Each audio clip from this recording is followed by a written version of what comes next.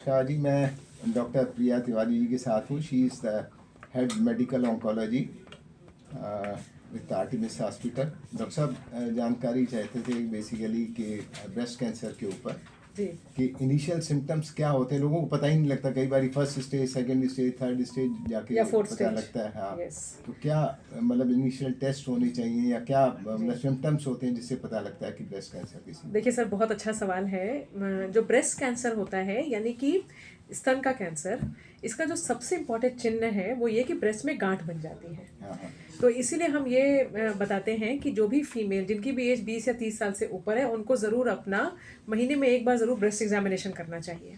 क्योंकि ब्रेस्ट की गांठ होती है वो सिंपल एग्जामिनेशन चेकअप से पैल्पेट करने से ही पता चल जाती है। राइट। हर गांठ कैंसर की नहीं होती है, 10 में से 9 गांठें कैंसर की नहीं है। लेकिन हाँ, अगर गांठ फील होती है तो ज़रूर उसका जाके डॉक्टर से चेकअप करवाना चाहिए। तो सबसे कॉमन सिम्टम है ब्रेस्ट में गांठ हो जाए। इसके अलावा कुछ और भी चिन्ह हैं सर, जैसे कि निपल से कुछ पानी आने लगता है, कभी कभी ब्लड आने लगता है।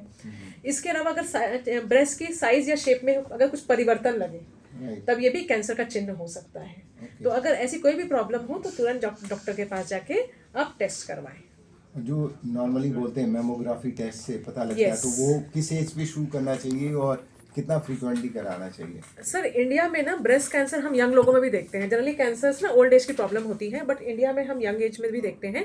इसलिए हम ये रिकमेंड करते हैं कि 40 साल की अवस्था के बाद हर महिला को एटलीस्ट साल में एक बार अपना मेमोग्राम ज़रूर करवाना चाहिए। अच्छा। है ना? सो 1 से 2 साल, बट बेस्ट रहेगा कि हर साल करवाएं और 40 साल की एज से ही शुरू कर देना चाहिए। मेमोग्राम एक तरह का लो डोज रेडिएशन वाला एक्सरे होता है, जिससे ये पता चल जाता है कि कहीं कोई ऐसी छोटी सी गांठ तो ब्रेस्ट में नहीं डेवलप हो गई है जो कैंसर बन सकती है या कैंसर हो सकती है।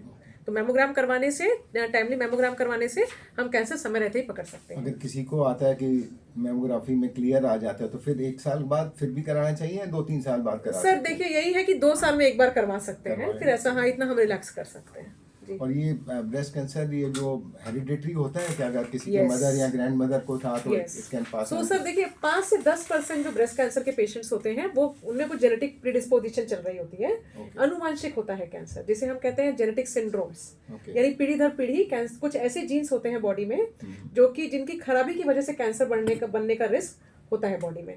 तो 5 से 10% जो ब्रेस्ट कैंसर के पेशेंट्स होते हैं सर, उनमें कैंसर अनुवांशिक तौर पे हम देखते हैं। उसमें हम देखते हैं कि पीढ़ी दर पीढ़ी कैंसर लोगों में मिल रहा है, या फैमिली के एक ही मेंबर में 2-3 तरह के कैंसर्स हैं। ओके। हाँ, जनरली ऐसा होता है कि कैंसर एक ही कैंसर एक इंसान को हो, बट जिनमें एबनॉर्मल जीन्स या अनुवांशिक कैंसर्स होते हैं ना सर, उसमें हम देखते हैं कि ब्रेस्ट और ओवरी दोनों का कैंसर है।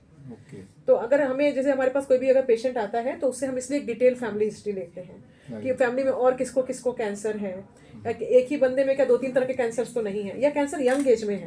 अगर जिसको अनुवांशिक कैंसर होता है ना सर, उसमें हम यंग एज में कैंसर देखते हैं, 30 साल की उम्र में, 35 ईयर्स। जनरली कैंसर ना ओल्ड एज का प्रॉब्लम होता है, हाँ हाँ हाँ। 45-50 ईयर्स के बाद देखते हैं। बट अगर कोई हमारे पास यंग पेशेंट आता है तो हम सोचते हैं कि हो सकता है कि कुछ जीन्स में प्रॉब्लम हो जिसकी वजह से यंग एज में कैंसर हो गया। Right right. तो वहाँ पे फिर हम ऐसे एक सिंपल से ब्लड टेस्ट करवाते हैं सर। एक अच्छा। तरह के ब्लड टेस्ट से पता चल जाता है कि क्या कैंसर अनुवांशिक तो नहीं है, जेनेटिक तो नहीं है। Okay okay.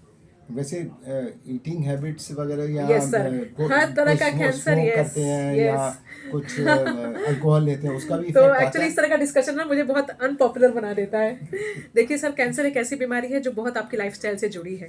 ओके। लोगों को ये बात सुनने में थोड़ा अजीब लगे, लेकिन जो आपके diabetes, hypertension, stroke, heart attack के रिस्क फैक्टर्स होते हैं ना सर, वही आपके कैंसर के भी रिस्क हैं। ओके। ये सारी की सारी बीमारियां हमारी जीवन शैली से जुड़ी हुई हैं। अगर हम खाने में फाइबर का इस्तेमाल करें, है ना, तो फाइबर आपकी बॉडी के लिए बहुत अच्छा है, इससे कैंसर कम होता है।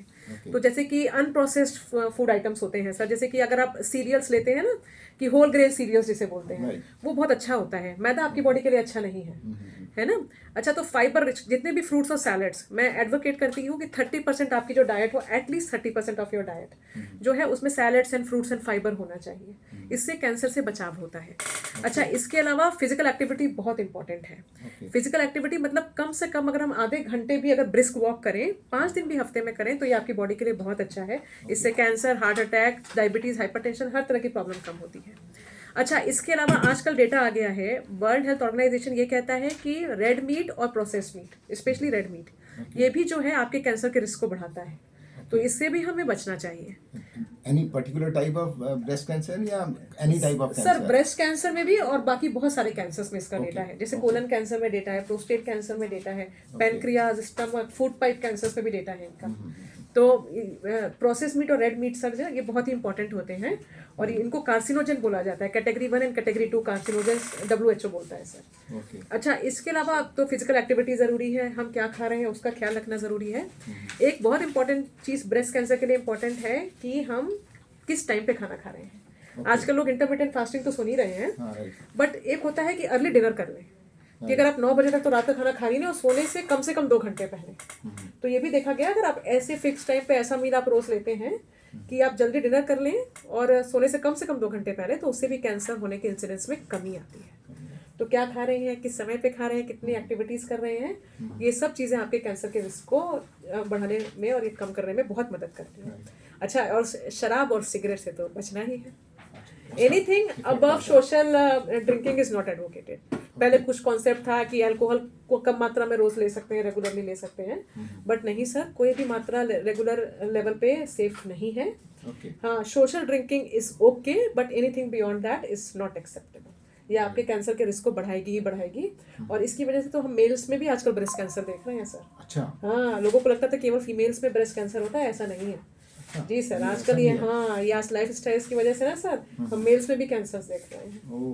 यस, तो ये ज़रूरी है कि जीवन शैली से जुड़ी हुई बीमारियां हैं, तो जीवन शैली में बदलाव करके sir we can go along. और रेकरेंस का भी चांस होता है, सपोज किसी को ब्रेस्ट कैंसर हुई है, उसके बाद ट्रीटमेंट हो गया, मतलब जो भी स्टेज 1 जो भी उनकी थी, ट्रीटमेंट पूरा हो गया, उसके बाद after some times few years recurrence के चांसेस होते हैं? सर देखिए, हर बीमारी का रिकरेंस का रिस्क होता है। अगर किसी को हार्ट अटैक हो गया, आपने स्टेंट डलवा लिया, इकोस्पिन की गोलियां दे दी, फिर भी तो चांस है कि आदमी को हार्ट अटैक तो हो ही सकता है। सो बॉडी में कोई भी एक बीमारी हुई है सर, उस सबका रिकरेंस का रिस्क है। कैंसर में भी रिकरेंस का रिस्क होता है, लेकिन हाँ, जितनी कम बीमारी डायग्नोसिस के टाइम पे रहती है, रिकरेंस का रिस्क उतना कम होता है। जैसे कि स्टेज 1, जैसे हम कैंसर में स्टेज 1, 2, 3, 4 4 तरह के स्टेजेस बोलते हैं। जो स्टेज 1 है उसमें कैंसर का रिकरेंस का रिस्क सबसे कम होता है। जैसे अगर हम 5 साल के बाद देखें कि अगर किसी को कैंसर हुआ तो 5 साल के बाद कितना रिकरेंस रिस्क है, तो स्टेज 1 और 2 में usually it is less than 10% से कम होता है। स्टेज 3 में 20 से 25% के आसपास होता है। और स्टेज 4 तो सर वैसे कैंसर को कहा जाता है जिसमें इलाज से हम क्योर नहीं कर पाते, लाइफ प्रोलॉन्ग करते हैं, तो उसमें रिकरेंसेस की पॉसिबिलिटी भी ज़्यादा ही है। इसके अलावा डॉक्टर साहब, कुछ पेशेंट्स जिनको सपोज अनफॉर्चुनेटली किसी को हो जाता है, जी सर, तो क्या प्रिकॉशंस या क्या उनको चेंजेस या कुछ? देखिए सर, मुझे तो ये चीज़ लगती है ना कि कई बार जब किसी को कैंसर हो जाता है ना, तो एक उनके दिमाग में बड़ी गिल्ट की भावना रहती है कि मैंने कुछ गलत कर दिया होगा अपनी लाइफ में, तभी मुझे कैंसर हुआ है। मुझे लगता है ना कि इसलिए सबसे ज़रूरी चीज़ ये है कि वो एक अच्छा सपोर्ट सिस्टम होना चाहिए, है ना। तो ये बात ज़रूरी है, हाँ, कि फैमिली सपोर्ट होना चाहिए, या कम से कम अगर कभी ज़रूरत हो तो एक काउंसलर की हेल्प भी लेनी चाहिए। क्योंकि मैंने ये देखा है ना कि कई बार डिप्रेसिव टेंडेंसी आ जाती है, तो सबसे बड़ा जो रेस्ट्रिक्शन होता है कि हम क्या सोच रहे हैं और हम किससे क्या बात कर रहे हैं। जो सलाह देने वाले लोग बहुत बढ़ जाते हैं, सही बात है ना, तो ये सलाह देने लगता है। तो मेरे ख्याल से एक सपोर्ट सिस्टम होना चाहिए और ज़रूरत पड़े तो एक काउंसलर की हेल्प लेनी चाहिए, क्योंकि सबसे पहले ना हमें अपने थॉट प्रोसेस को सॉर्ट आउट करना रहता है। हम किसी भी बैटल को जीत सकते हैं प्रोवाइडेड कि हमारा जो थॉट प्रोसेस है that is in right place, isn't it? अच्छा, इसके अलावा आजकल जैसे पेशेंट्स को जब कैंसर डायग्नोस होता है तो ट्रीटमेंट में सर्जरी, कीमोथेरेपीज, रेडिएशन थेरेपीज और हार्मोनल थेरेपीज, ये सारे ऑप्शंस होते हैं। ड्यूरिंग द ट्रीटमेंट आजकल कोई ज़्यादा डाइटरी रिस्ट्रिक्शंस नहीं है, हेल्दी ईटिंग पे एम्फेसिस है। पहले बहुत सारे रिस्ट्रिक्शंस बताए जाते थे, आजकल वो सब कोई कॉन्सेप्ट नहीं है। पहले ये कहा जाता था किसी से मिलना जुलना नहीं है, भीड़ में नहीं जाना, आजकल ये कोई कॉन्सेप्ट नहीं है। तो अपनी जो नॉर्मल लाइफ स्टाइल है उसको उसी के साथ रहें, वैसे ही बने रहें। जो आपको हमने important dietary and life style modifications बताए हैं वो कैंसर पेशेंट्स को भी फॉलो करने चाहिए। बस यही है, और पॉजिटिव माइंडसेट रखें।